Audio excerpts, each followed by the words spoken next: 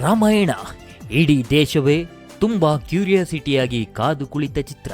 ಆದರೆ ಇದೀಗ ಬಾಲಿವುಡ್ ನಟ ರಣಬೀರ್ ಕಪೂರ್ ಹಂಚಿಕೊಂಡ ವಿಷಯ ಜಾಲತಾಣದಲ್ಲಿ ಸದ್ದು ಮಾಡ್ತಿದೆ.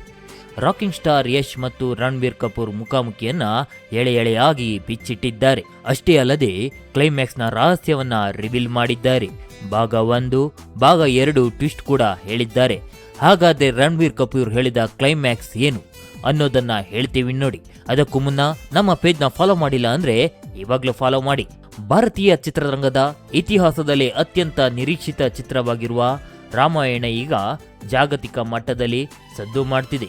ಅಮೆರಿಕಾದ ಸ್ಯಾನ್ ಡಿಯಾಗೋ ಕಾಮಿಕ್ ಕಾನ್ 2026ರ ವೇದಿಕೆಯಲ್ಲಿ ಬಾಲಿವುಡ್ ನಟ ರಣಬೀರ್ ಕಪೂರ್ ಚಿತ್ರದ ಬಗ್ಗೆ ಹಂಚಿಕೊಂಡಿರುವ ವಿಷಯಗಳು ಈಗ ಜಾಲತಾಣದಲ್ಲಿ ಸಂಚಲನ ಮೂಡಿಸಿದೆ. ಅದರಲ್ಲೂ ವಿಶೇಷವಾಗಿ ರಾಕಿಂಗ್ ಸ್ಟಾರ್ ಯಶ್ ಮತ್ತು ರಣಬೀರ್ ಕಪೂರ್ ನಡುವಿನ ಮುಖಾಮುಖಿ ಬಗ್ಗೆ ಎಳೆಯಾಗಿ ಬಿಚ್ಚಿಟ್ಟಿದ್ದಾರೆ. ಈ ಮೂಲಕ ಅಭಿಮಾನಿಗಳಲ್ಲಿ ಕುತೂಹಲ ದುಪ್ಪಟ್ಟು ಮಾಡಿದೆ. ನಿತೇಶ್ ತಿವಾರಿ ನಿರ್ದೇಶನದ ಈ ಮಹಾಕಾವ್ಯದಲ್ಲಿ ರಣಬೀರ್ ಕಪೂರ್ ಶ್ರೀರಾಮನಾಗಿ ಕಾಣಿಸಿಕೊಂಡರೆ, ನಮ್ಮ ಹೆಮ್ಮೆಯ ಕನ್ನಡಿಗ ಯಶ್ ರಾವಣನಾಗಿ ಅಬ್ಬರಿಸಲಿದ್ದಾರೆ.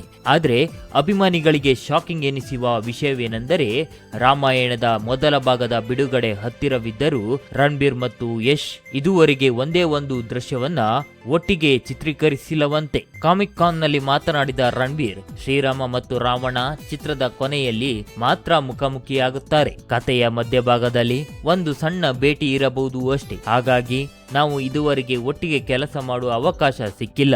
ರಾಮಾಯಣದ ಮೊದಲ ಭಾಗದಲ್ಲಿ ಅವರಿಬ್ಬರ ನೇರ ಸಂಘರ್ಷಕ್ಕಿಂತ ಹೆಚ್ಚಾಗಿ ಕಥೆಯ ಹಿನ್ನೆಲೆ ಮತ್ತು ಪಾತ್ರಗಳ ಪರಿಚಯ ಹೆಚ್ಚು ಒತ್ತು ನೀಡಲಾಗಿದೆ. ಅತಿ ದೊಡ್ಡ ಸಂಘರ್ಷದ ದೃಶ್ಯಗಳು 2ನೇ ಭಾಗದಲ್ಲಿ ಬರಲಿವೆ ಎಂದು ಜಾಲತಾಣದಲ್ಲಿ ವೈರಲ್ ಆಗುತ್ತಿದೆ. ಯಶ್ ರಾವಣ ಪಾತ್ರದ ಬಗ್ಗೆ ರಣಬೀರ್ ಮೆಚ್ಚುಗೆ. ಯಶ್ ಬಗ್ಗೆ ಅತ್ಯಂತ ಗೌರವದಿಂದ ಮಾತನಾಡಿದ ರಣಬೀರ್, ನಾನು ಯಶ್ ಅವರ ಕೆಲಸದ ಅತಿ ದೊಡ್ಡ ಅಭಿಮಾನಿ. ರಾವಣನ ಪಾತ್ರಕ್ಕೆ ಯಶ್ ಅವರಂತಹ ವ್ಯಕ್ತಿತ್ವ, ಅವರ ಸ್ಟಾರ್ಡಮ್ ಮತ್ತು ವಿಭಿನ್ನ ದೃಷ್ಟಿಕೋನದ ಅಗತ್ಯವಿತ್ತು. ಇಲ್ಲಿಯವರೆಗೆ ನಾವು ರಾವಣನನ್ನು ಒಂದು ಸಾಂಪ್ರದಾಯಿಕ ಅಥವಾ ಸ್ಟೀರಿಯೋಟಿಪಿಕಲ್ ಮಾದರಿಯಲ್ಲಿ ನೋಡಿದ್ದೇವೆ. ಆದರೆ ಯಶ್ ಆ ಪಾತ್ರಕ್ಕೆ ಹೊಸ ಆಯಾಮವನ್ನ ನೀಡಿದ್ದಾರೆ. ಅವರು ರಾವಣ ಪಾತ್ರವನ್ನ ಎಷ್ಟು ಸ್ವ್ಯಾಗ್ ಮತ್ತು ಪ್ರಾಮಾಣಿಕತೆಯಿಂದ ಇರಿಸಿದ್ದಾರೆ ಎಂದರೆ, ರಾವಣ ನಿಜವಾಗಿಯೂ ಕಣ್ಣ ಮುಂದೆ ಜೀವಂತವಾಗಿ ಬಂದಂತೆ ಭಾಸವಾಗುತ್ತದೆ ಎಂದು ಹೊಗಳಿದ್ದಾರೆ. ಈ ದೃಶ್ಯ ವೈಭವವನ್ನ ಸಾಯಿ ಪಲ್ಲವಿ ಸೀತೆಯಾಗಿ, ಸನ್ನಿ ಡಿಯೋಲ್ ಹನುಮಂತನಾಗಿ, ರವಿ ದುಬೆ ಲಕ್ಷ್ಮಣನಾಗಿ ನಟಿಸುತ್ತಿದ್ದಾರೆ. ಜೊತೆಗೆ ನಟಿಯರಾಗಿ ರಾಕುಲ್ ಪ್ರೀತ್ ಸಿಂಗ್, ಕಾಜಲ್ ಅಗರ್ವಾಲ್ ಸಹ ನಟಿಸಿದ್ದಾರೆ.